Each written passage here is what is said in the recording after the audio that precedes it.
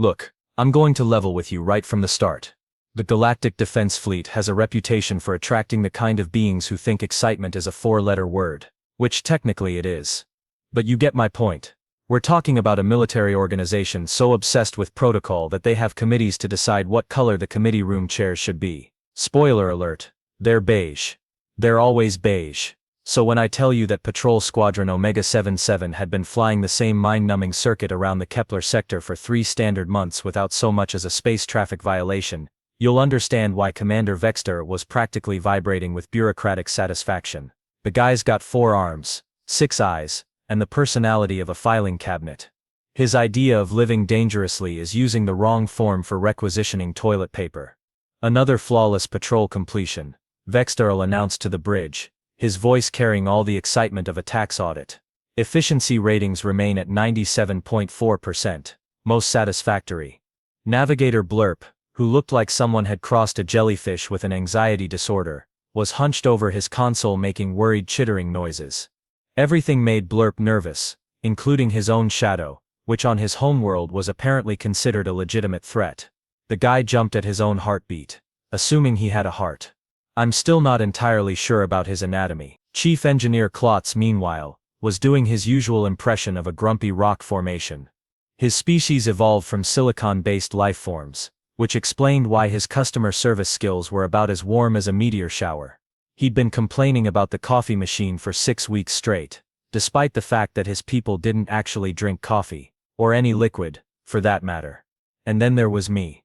Marcus Rodriguez, but everyone called me Tank, mostly because I had a habit of charging headfirst into situations that any reasonable person would run away from. I was the only human on a ship full of aliens, who thought calculated risk meant double-checking their math homework. Now you might be wondering why I'm telling you all this instead of jumping straight to the good stuff. Well, here's the thing. Everyone keeps asking me about the incident. You know the one, the jumping incident. The one that somehow turned me into a religious figure for half the crew, much to my ongoing confusion and mild terror. But to understand why a perfectly rational human being would voluntarily leap into something called the vortex of certain death, you need to understand the kind of day we were having. And trust me, it started out boring enough to make a sedated sloth look hyperactive. Of course, the universe has a twisted sense of humor, and just when you think you've got monotony figured out, it decides to throw you a curveball. Or in our case, a fleet of space pirates with delusions of grandeur and apparently zero respect for clearly marked navigation hazards. Contact bearing 27 Mark IV, Blurp squeaked, his tentacles doing that thing where they tied themselves in knots. Multiple vessels approaching at high velocity. Vextel's forearms moved across his console with the practiced precision of someone who'd read the manual 17 times. Identification, pirates sir. Looks like the Crimson Nebula gang. They're broadcasting some kind of oh dear. They're demanding we surrender our cargo and prepare to be boarded. Now, here's where I should mention that our cargo bay was currently filled with about 30 tons of emergency medical supplies, food rations, and educational materials bound for a colony that had been hit by a particularly nasty space plague. Not exactly the kind of haul that gets pirates excited, unless they had a sudden urge to learn basic algebra while treating their scurvy. Standard defensive positions, Vextel commanded, which in fleet speak meant point all the weapons at the bad guys and hope they get bored and leave. That's when things got interesting. And by interesting, I mean catastrophically, pants-wettingly wrong.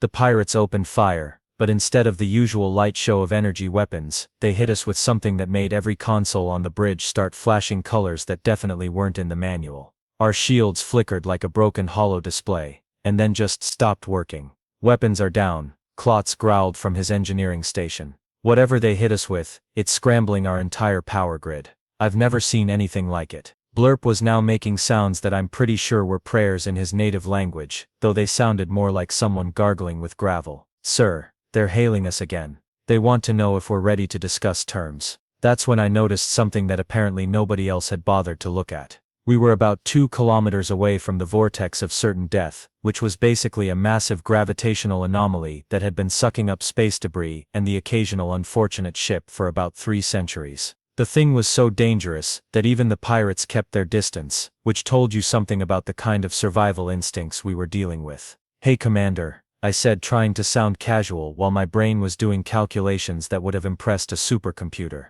What's our current trajectory relative to the vortex? Vextol's 6 eyes swiveled toward me, with the kind of look you give someone who just asked if they could borrow your toothbrush. We are maintaining safe distance, obviously. Why do you ask?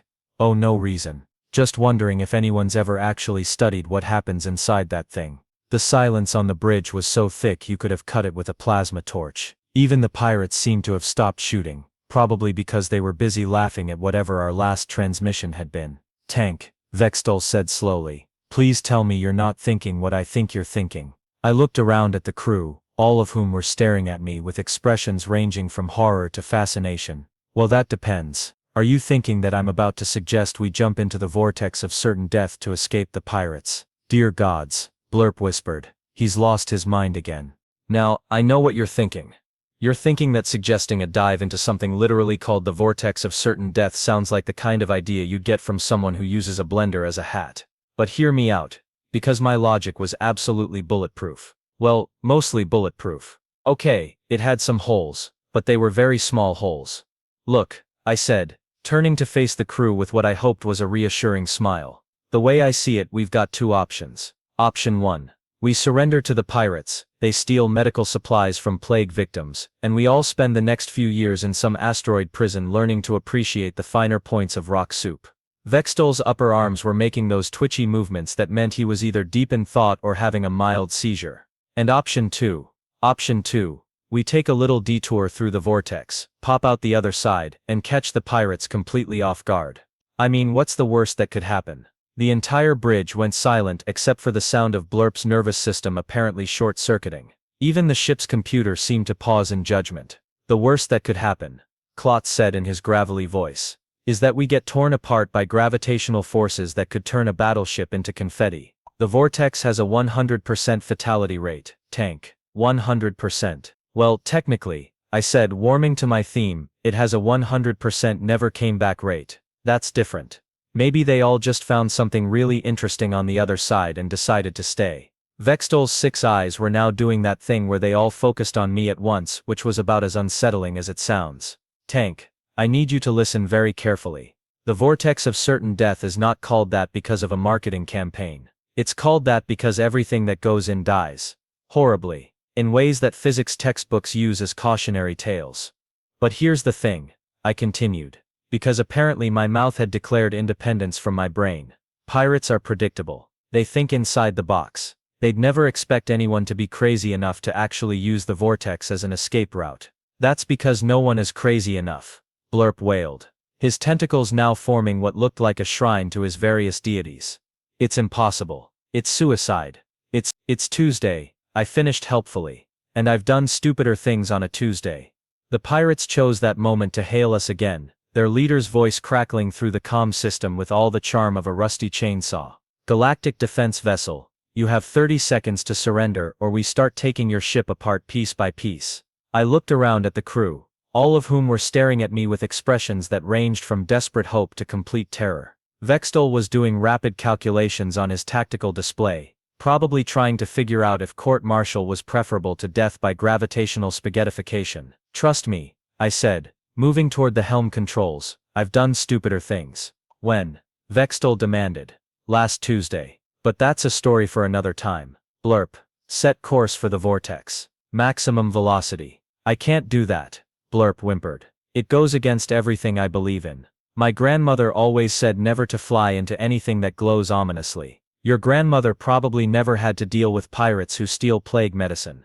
I pointed out. Besides, what's the worst that could happen? We're already probably going to die anyway. That was apparently the wrong thing to say, because Blurp made a sound like a deflating balloon, and Klotz started muttering what sounded like engineering prayers to the gods of proper maintenance schedules. The vortex loomed ahead of us. A swirling mass of distorted space-time that looked like someone had taken the universe and put it in a blender. It was beautiful in a completely terrifying way, like a sunset made of nightmares. Entering vortex range in 10 seconds, I announced, because apparently I was now the pilot. Everyone might want to hold on to something. Now I need to paint you a picture of what it's like to pilot a starship into a gravitational anomaly that's been nicknamed the vortex of certain death. Imagine taking a roller coaster, wrapping it around a tornado, and then setting the whole thing on fire while someone plays death metal at volumes that could shatter planets. Then multiply that by the existential dread of knowing you're about to become a very expensive smear across the fabric of space-time. The moment we crossed the event horizon, every alarm on the ship decided to have a nervous breakdown simultaneously. Red lights flashed, sirens wailed, and the ship's computer started reciting what sounded like last rites in 17 different languages. The hull groaned like it was being personally offended by the laws of physics. Hull integrity at 60% and falling, Klotz shouted over the chaos, his rocky fingers dancing across his console like he was playing some kind of death metal symphony. Gravitational shear is tearing us apart from the inside out. Blurp had wrapped his tentacles around his chair so tightly that I was pretty sure he'd become permanently fused with the upholstery. We're all going to die. We're all going to die. We're all going to die. We're all going to die, he chanted, which wasn't exactly the kind of positive thinking I was hoping for. Vextel, to his credit, was still trying to maintain some semblance of command authority even as his forearms were gripping his console hard enough to leave permanent handprints. Tank, please tell me you have some kind of plan beyond hoping for divine intervention. Actually, I said, watching the swirling chaos outside the viewport with what I realized was probably inappropriate fascination, I'm kind of making this up as I go along. But look at that. And that's when we saw it. Deep in the heart of the vortex, where by all rights there should have been nothing but crushing darkness and the pulverized remains of every ship that had ever been stupid enough to come this way, there was something that definitely wasn't supposed to be there. It was a structure, massive, crystalline and glowing with energy patterns that made my eyes water just looking at them. The thing was easily the size of a small moon, suspended in the center of the vortex like it was the eye of some cosmic hurricane. And it was beautiful in a way that made you forget how to breathe. What in the name of the 7 sacred asteroids is that? Vextel whispered, his voice barely audible over the sound of our ship slowly coming apart at the seams. I have no idea, I admitted. But I'm getting some seriously weird readings from it. Klotz, are you seeing this? The engineer's rocky face had gone from its usual grumpy gray to something approaching excitement, which on his species looked like someone had just told him his favorite wrench had been promoted. Tank, that thing is broadcasting on frequencies I've never seen before. It's like someone built a transmitter out of pure energy and then taught it to sing. The structure was getting closer, or maybe we were getting closer to it. Either way, the gravitational forces that had been trying to turn us into space debris were starting to feel less like a cosmic blender and more like a gentle massage. Which should have been impossible, but I'd given up on the word impossible about 5 minutes ago. I'm reading massive energy signatures from the structure, Blurp reported, his tentacles slowly unwrapping from the chair as his panic shifted to scientific curiosity. It's like it's feeding off the vortex itself, using the gravitational energy to power something. That's when I had what was either a brilliant insight, or the last coherent thought of a man about to become stellar plasma.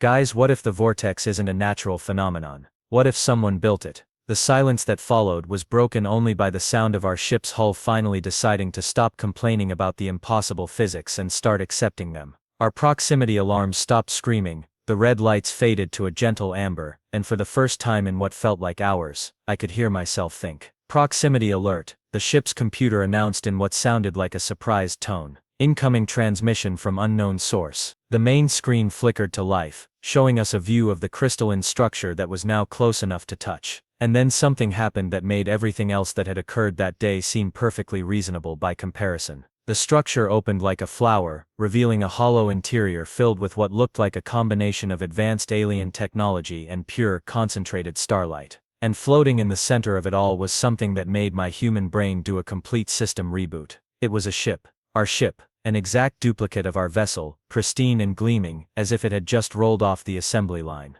But that wasn't the weird part. The weird part was that it was surrounded by what looked like a fleet of other ships, all different classes and designs, all glowing with the same ethereal energy as the structure itself. Tank, Vextel said slowly, I think we just discovered where all those missing ships went. And I think, I replied, watching as energy streams began flowing from the structure toward our battered vessel, we're about to find out why they never came back. Our ship shuddered as the energy hit us, but instead of tearing us apart, it felt like being wrapped in a warm blanket made of pure power. Every damaged system started repairing itself, every blown circuit sparked back to life, and every weapon array began charging to levels that made our previous firepower look like a child's toy. We weren't just surviving the vortex of certain death, we were being reborn by it. What happened next was like watching a magic trick performed by a deity with an engineering degree and a serious grudge against the concept of physics. The energy streams flowing from the crystalline structure didn't just repair our ship, they upgraded it in ways that made our previous technology look like something a particularly clever caveman might have invented after hitting his thumb with a rock. Our shields, which had been as effective as tissue paper against the pirates' new weapons, now hummed with power that registered off the scale of our instruments. The hull plating seemed to shift and flow like liquid metal, sealing every breach and reinforcing itself with materials that our scanners couldn't even identify. And our weapon systems, well, let's just say they went from adequate for law enforcement to adequate for rewriting the laws of reality. Power levels are impossible, Klotz announced, his gravelly voice carrying a note of professional awe that I'd never heard before. I'm reading energy outputs that should require a star to generate. Our main cannon is now rated for, dear gods, it's rated for planetary bombardment.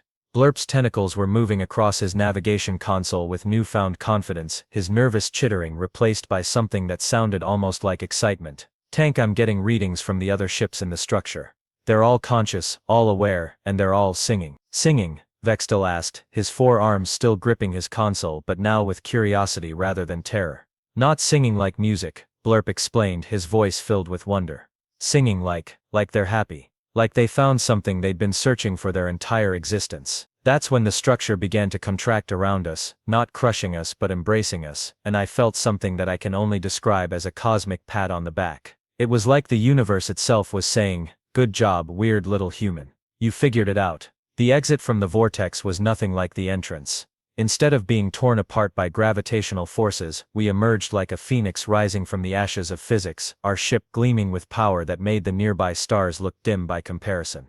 The pirates, who had been waiting outside the vortex's edge like vultures around a carcass, suddenly found themselves face to face with something that challenged their understanding of what was possible. Unknown vessel, their leader's voice crackled through the comm, but now it carried a note of uncertainty that definitely hadn't been there before. Identify yourself. I looked around at the crew, all of whom were staring at me with expressions that ranged from amazement to something approaching religious reverence, which was weird, because I'd basically just pointed the ship in a direction and hoped for the best. This is Marcus Rodriguez aboard the Galactic defense vessel Lucky Break, I said, because apparently our ship had gotten a name upgrade along with everything else. And you gentlemen have something that belongs to us. The pirates' response was to open fire with everything they had, which under normal circumstances would have been a reasonable tactical decision. Under these circumstances, it was like watching someone try to stop a hurricane with a strongly worded letter. Our shields absorbed their weapons' fire without even flickering. The energy beams that had disabled us before now splashed against our hull like raindrops against a mountain. And when I finally decided to return fire, well, let's just say the demonstration was brief and decisive. One shot from our main cannon turned the pirates' flagship into a light show that was visible from 3 star systems away. Not destroyed, mind you, just completely disabled and drifting in space like a very expensive piece of modern art. The rest of their fleet took one look at what had happened and decided that perhaps piracy wasn't the career path they'd originally thought it was. Crimson Nebula Fleet, this is your final warning, I announced over the comm. Drop your weapons, prepare to be boarded, and maybe we'll forget to mention to Fleet Command that you were stealing medical supplies from plague victims. The surrender was so fast it was practically instantaneous. Pirates who had been demanding our cargo 5 minutes ago were now broadcasting their apologies on every frequency they could find, begging for mercy and promising to donate all their ill-gotten gains to charity. But that wasn't the weird part. The weird part was what happened next. Tank, Vextel said slowly, his 6 eyes all focused on me with an intensity that made me uncomfortable. How did you know? Know what? I asked, though I was pretty sure I wasn't going to like the answer. How did you know that the vortex was artificial? How did you know that jumping into it would save us rather than kill us? How did you know that the structure would enhance our ship instead of destroying it? I opened my mouth to give him a perfectly reasonable explanation about human intuition and educated guessing, but the words that came out were, I honestly have no idea. I just felt like it was the right thing to do. The silence that followed was broken by Blurp making a sound that I'd never heard before. It was soft, melodious, and strangely reverent. The prophecy of the leap, he whispered, his tentacles forming what looked like a religious symbol. It's an ancient legend among my people, a being who would one day leap into the void and emerge with the power to reshape the stars. Oh come on, I said, but Klotz was nodding his rocky head in agreement. My people have similar stories, he rumbled. The walker between worlds, who would trust in the unknown and be rewarded with cosmic understanding. Even Vextel was looking at me with something approaching awe. Tank, what you did today was impossible, not just unlikely, not just dangerous, but actually impossible according to everything we know about physics. Yet here we are.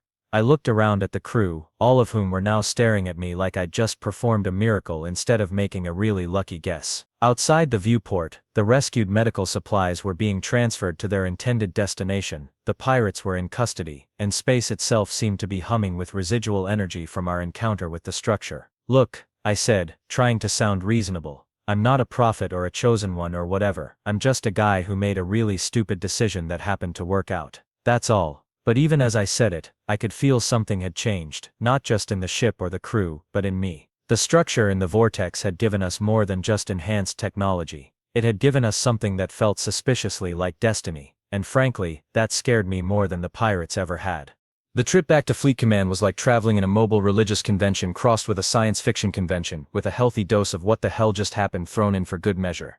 Word had spread through the ship's communication systems faster than gossip at a family reunion, and by the time we reached the main station, half the crew was treating me like I was the second coming of their various deities.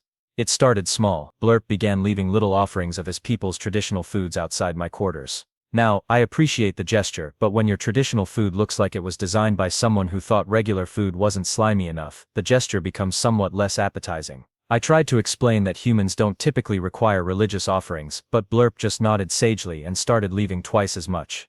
Klotz, meanwhile, had begun referring to me as the blessed engineer and asking for my opinion on routine maintenance tasks that he'd been handling perfectly fine for decades. The guy literally asked me if I thought the coffee machine needed blessing before he could fix it. I told him no, but he went ahead and performed some kind of ritual anyway, which actually did fix the machine, so now I'm not sure what to believe about anything. The real problem came when we docked at Fleet Command Station Alpha. Admiral Grexton, who looked like someone had crossed a rhinoceros with a filing cabinet and given the result a bad attitude, was waiting for us at the airlock with an expression that suggested he was planning to use my intestines as party decorations. "Rodriguez," he growled, his voice carrying all the warmth of a supernova, "my office." The walk to his office was like a parade. If parades typically featured confused military personnel trying to figure out why half a ship's crew was following one human around making what sounded like prayers in 17 different languages. By the time we reached the Admiral's office, we had a procession that included 3 different species religious leaders, a dozen reporters, and what appeared to be a street vendor selling Blessed by Tank merchandise. "Sir," I said, trying to sound professional while a small purple alien tried to touch the hem of my uniform for luck, "I can explain." "Explain?" Admiral Grexton's 4 eyes narrowed to slits. "Rodriguez, you took a galactic defense vessel into the vortex of certain death, emerged with technology that our scientists can't identify, single-handedly defeated a pirate fleet, and now half your crew thinks you're a religious figure. What exactly do you think needs explaining?" I opened my mouth to give what I thought was a perfectly reasonable account of the day's events, but I was interrupted by Vextal, who had apparently appointed himself as my official biographer. "Sir," he said, his voice filled with the kind of awe usually reserved for natural disasters, "what Tank did today was beyond exceptional. He demonstrated an understanding of cosmic forces that transcends normal comprehension. The way he navigated the vortex, the way he communicated with the ancient structure, the way he emerged with exactly the power needed to save innocent lives, it was like watching destiny unfold." "Destiny?" The Admiral's expression suggested he was considering early retirement.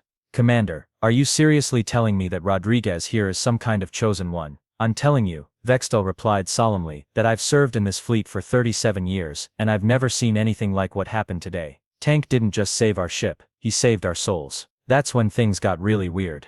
The door to the Admiral's office opened, and in walked Fleet Commander Zarkov, who was basically the closest thing the Galactic Defense Fleet had to a living legend. The guy had been fighting space pirates since before some of the planets in the sector had been discovered, and he had the kind of reputation that made hardened criminals consider career changes. "Admiral," he said, his voice carrying the weight of absolute authority, "I need to speak with Rodriguez." "Sir," I said, trying to sound professional while 3 different species continued to make religious gestures in my direction, "I want to state for the record that I have no idea how any of this happened." Fleet Commander Zarkov looked at me with eyes that had seen the birth and death of stars, and then did something that made everyone in the room stop breathing. He smiled.